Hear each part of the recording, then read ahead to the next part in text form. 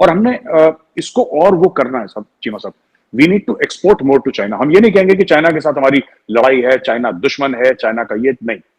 China के साथ जब भी हम हाथ मिलाएंगे, ठीक है सर, तो दूसरा हाथ तलवार पे होगा और हम हाथ भी मिलाएंगे चाइना से और एक हाथ तलवार पे भी होगा। तो दोनों चीजें चलती रहनी चाहिए। अब चाइना के हालात ये है, एक तो उनकी सारी हिस्ट्री 50 साल की है जो नया चाइना है, और उनको ये देखें कि आज तक उनकी सबसे बड़ी खूबसूरती है कि आज तक उन्होंने जंग ही नहीं को की।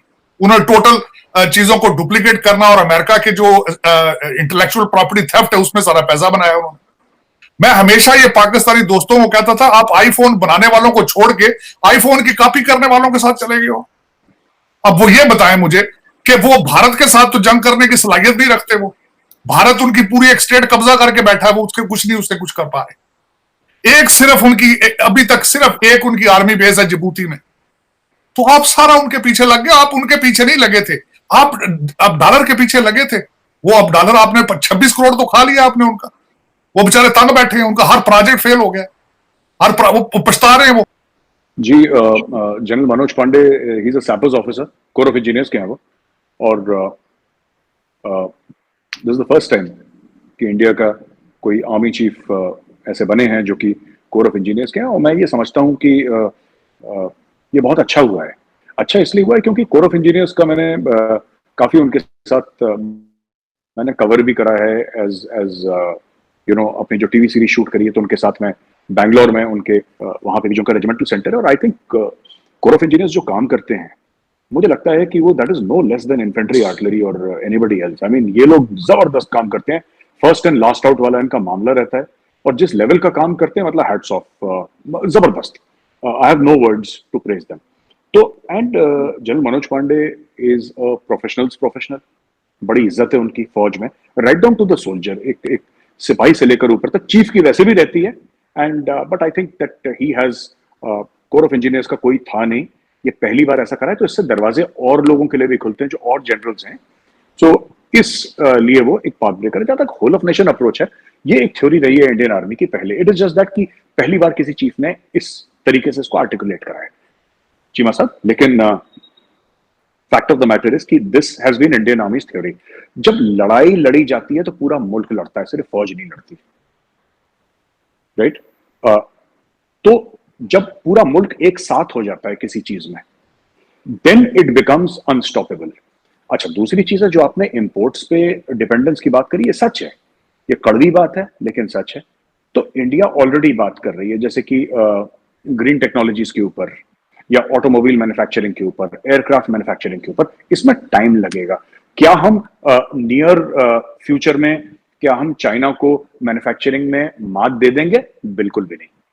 ये एक सपना है जो कि गलत है, बट ये एक प्लान है, और इसके ऊपर अगर हम काम करते रहेंगे तो हम जरूर, चाइना को आज भी टक्कर दे रहे हैं, उस लेवल पे नहीं दे रहे, लेकिन हम लोग उसकी दिन रात लगे हुए, गवर्नमेंट लगी है, लोग लगे हैं, and we will achieve that aim. Whole of the nation approach is diplomacy, economy, military, civil society, सबको।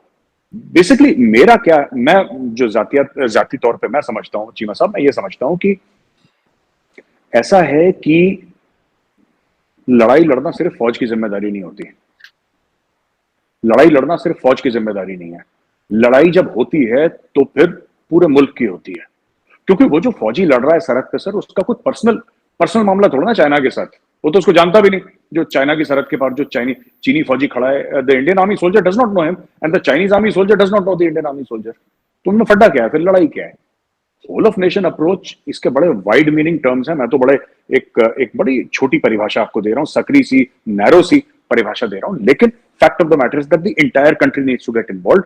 होल ऑफ नेशन अप्रोच, मेरी ये समझ है कि जनरल पांडे सर ये कह रहे हैं कि देखो यार, इट हैज टू बी। और उसमें बहुत बड़ी चीज वही है जो आपने बोली थी चीमा साहब, ये इंपोर्ट एक्सपोर्ट का जो हमारा इम्बैलेंस है ट्रेड का, this needs to go, and this needs to go very fast because this is a big amount of money, almost $100 billion है, 100 बिलियन के आसपास का है, और ये ठीक नहीं है। और हमने इसको और वो करना है सब चीमा साहब। We need to export more to China. हम ये नहीं कहेंगे कि चाइना के साथ हमारी लड़ाई है, चाइना दुश्मन है, चाइना का ये नहीं। चाइना के साथ जब भी हम हाथ मिलाएंगे, ठीक है सर, तो दूसरा हाथ तलवार पे होगा और हम हाथ भी मिलाएंगे चाइना से और एक हाथ तलवार पे भी होगा। तो दोनों चीजें चलती रहनी चाहिए। एक छोटा सवाल करना है इसी में सप्लीमेंट, फिर मैं ताड़ साहब से एक सवाल आखिरी करूंगा। मैं सब ये बताइएगा, ये कहा जा रहा है, इंडिया के स्ट्रेटेजिक थिंकर ये कहते हैं कि जो इंडियन आर्मी चीफ आ रहे हैं ये सारे काउंटर टेररिज्म के एक्सपर्ट हैं, मिलिट्री ऑपरेशन के, काउंटर टेररिज्म के, पर्टिकुलरली उस माइंडसेट से आ रहे हैं। जबकि जो आपका मेजर थ्रेट है वो तो चाइना से है, वहां पे तो इलेक्ट्रोमैग्नेटिक वॉरफेयर की बात हो रही है, आर्टिफिशियल इंटेलिजेंस की बात हो रही है, तो there is no sync with this, with the new जो लीडरशिप है या न्यू जो जनरल्स आर्मी में जो कमांड संभाले। कहीं इसमें ये सच्चाई है या आप समझ ये गैप है, या क्या आप समझते हैं कि ये पूरी दुनिया में जो वॉर थिएटर वॉर्स हैं वो इवॉल्व हो रहे हैं, same is here in the region in India?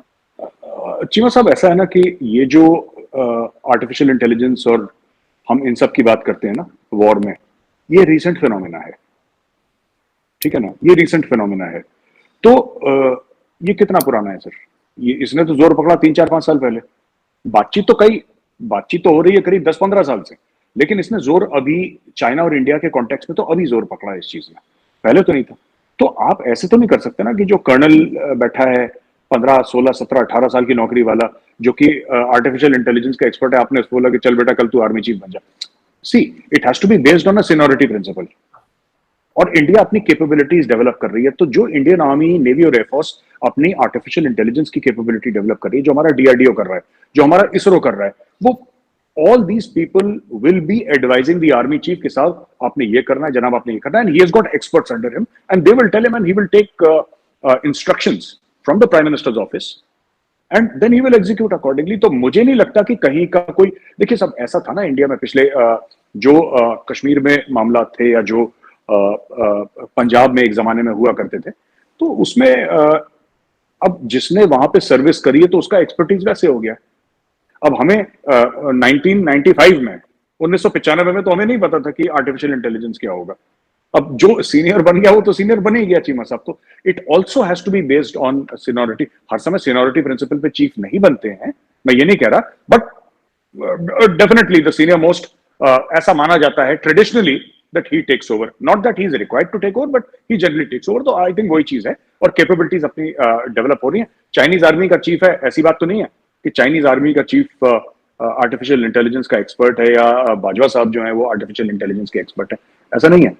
But हैं जो combat is combat, artificial intelligence one part of combat Cheema साहब, मतलब it's not the whole of the thing, वो एक हिस्सा है उसका करना है। अब चाइना के हालात ये है, एक तो उनकी सारी हिस्ट्री 50 साल की है जो नया चाइना है, और उनको ये देखें कि आज तक उनकी सबसे बड़ी खूबसूरती है कि आज तक उन्होंने जंग ही नहीं की। उन्होंने टोटल चीजों को डुप्लीकेट करना और अमेरिका के जो इंटेलेक्चुअल प्रॉपर्टी थेफ्ट है उसमें सारा पैसा बनाया उन्होंने। मैं हमेशा ये पाकिस्तानी दोस्तों को कहता था, आप आईफोन बनाने वालों को छोड़ के आईफोन की कॉपी करने वालों के साथ चले गए हो।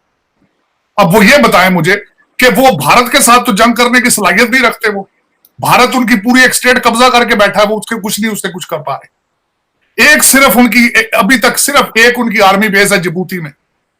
तो आप सारा उनके पीछे लग गए। आप उनके पीछे नहीं लगे थे, आप डॉलर के पीछे लगे थे।